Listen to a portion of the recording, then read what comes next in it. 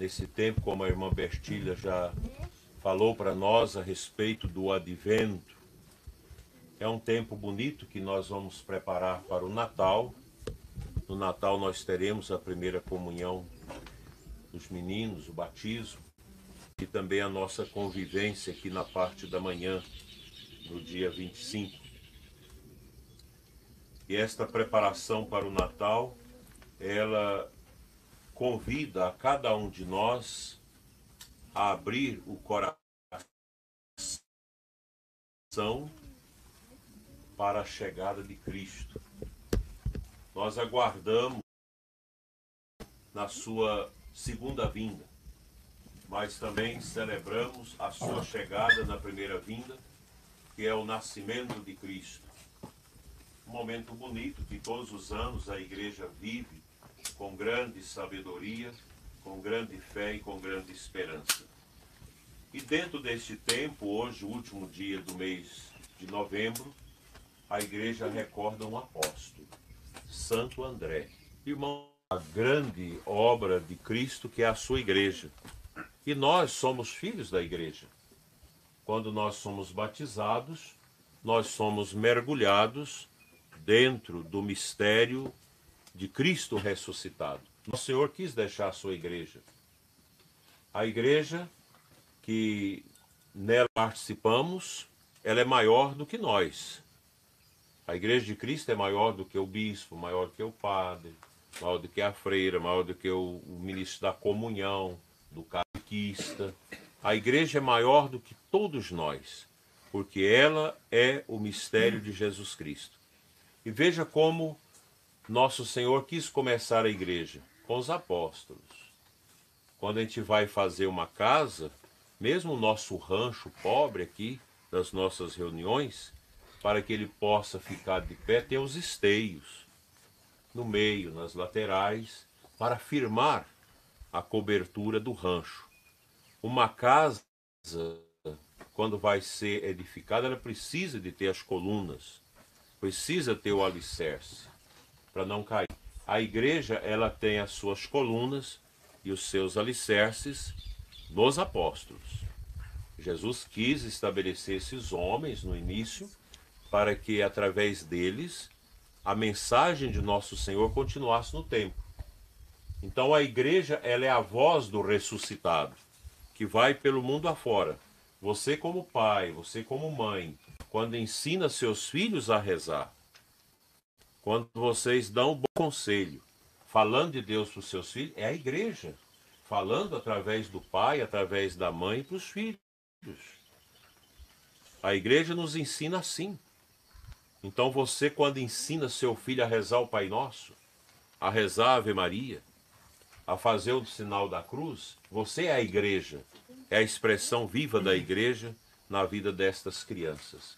É assim, a igreja ela continua ensinando, pregando e alimentando o povo com a sua palavra. Hoje nós lembramos este apóstolo, que é um mártir, que morreu mártir, como todos os apóstolos. Então a igreja, ela tem uma força que é o sangue de Cristo e o sangue dos mártires. Então a nossa igreja, ela não nasceu fora desse encanto que é o testemunho dado primeiro por Jesus, que é o mártir do Gólgota. Ele, por causa da sua palavra, por causa do seu ensinamento, por trazer uma mensagem que contrastava toda aquela realidade brutal daquele tempo, do Império de Roma, do Império dos saduceus, dos fariseus, ele foi morto. Era preciso que Jesus oferecesse na cruz a sua vida e derramasse seu sangue por nós. Só que no martírio de Jesus, nós encontramos o martírio dos outros, dos cristãos, que até hoje os mártires são de ontem e de hoje. Se a gente for pegar a história do mundo hoje, você vai ver que em algum lugar do mundo tem cristãos sendo mortos por causa da fé. E Santo Inácio de Antioquia dizia, olha, o sangue dos mártires é semente de novos cristãos. Quanto mais tentam matar os cristãos, mais eles crescem. E quando a gente fala da igreja, que é o corpo místico de Cristo, que nele estamos todos nós pelo batismo, a igreja ela cresce pelo testemunho. A beleza da igreja está no testemunho dos crentes, dos que acreditam, dos que oram, dos que vivem a caridade, dos que vivem a esperança e a fé.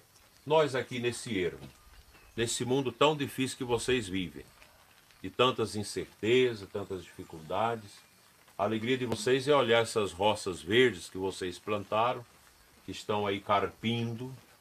Alguém me partilhava hoje do cansaço de poder carpir o dia todo, tirando as pragas de junto do milho, de junto do feijão. É um cansaço, mas é um cansaço santo. Porque você trabalhando, o trabalho ele não te esmaga. O trabalho eleva a gente. E quando você trabalha o campo, vendo a natureza, vendo tudo isso, é uma riqueza para o coração nosso. Então nós reunimos hoje para agradecer a Deus por mais esse mês que está terminando e nos preparar para o Natal. No dia 25, a gente vai ter confissões aqui. Quem quiser confessar, eu vou atender. A gente vai chegar mais cedo, a missa é às 10, eu vou chegar às 8. A gente vai confessar, a gente vai estar aqui à disposição de vocês para preparar bem o Natal. E o Natal de Cristo ele acontece também no coração e no mundo dos pobres. Cristo veio pobre. Deus se fez pobre em Belém. E a Bíblia sempre fala do pobre como um lugar privilegiado para a acolhida de Deus. Porque o pobre, de quem que ele depende? Depende de Deus. E Jesus fala, feliz os pobres de coração. Porque o fato de a gente ser pobre não significa, às vezes, o coração da gente esteja bem. Porque tem aquela pessoa que é pobre, mas o coração está cheio de maldade, está cheio de ruindade. A gente tem que limpar isso. Os apóstolos conduziram a igreja, se vocês lerem a Bíblia, o Novo Testamento, que São Pedro, que São Paulo ensina, que São Tiago ensina no Novo Testamento, é aquilo que vai dar para nós a certeza que na hora da nossa morte nós não vamos ficar na escuridão, mas nós vamos à luz de Deus, que é a prática do bem, a prática da virtude, da paciência, da humildade, que cabe em todos os lugares.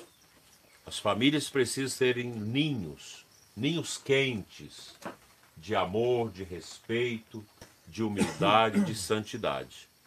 Por isso nós precisamos alimentar a nossa alma, como os apóstolos ensinam, para a gente viver bem a nossa vida na família e na comunidade.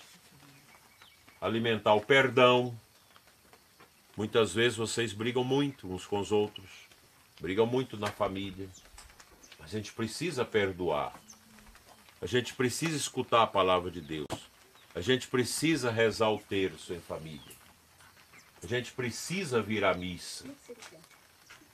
Não é a igreja, Cristo que precisa de nós, é nós que precisamos de Deus e de sua igreja. A igreja para nos batizar, para nos confessar, para nos alimentar com a Eucaristia, como nós estamos celebrando agora, para a gente ter força de ir adiante. Às vezes a gente fala da dificuldade de vocês, da luta que é morar debaixo de um barraco quente, de um barraco que gotera, de um barraco que tudo é chão, tudo é dificuldade. Não é fácil isso, precisa ter muita paciência e muita humildade de Deus no coração para não perder a esperança, para não perder a paciência uns com os outros e a gente ir andando, vivendo a graça de Deus. Portanto, vocês, aqui nessa roça pobre, nessa situação difícil que é a vida de vocês aqui, aqui é o lugar que vocês têm que agradar a Deus. E a gente agrada a Deus como? Ao invés de xingar, você ora. Ao invés de brigar, você perdoa. Ao invés de falar mal do irmão, reza por ele. Ao invés de desesperar, pedir a esperança.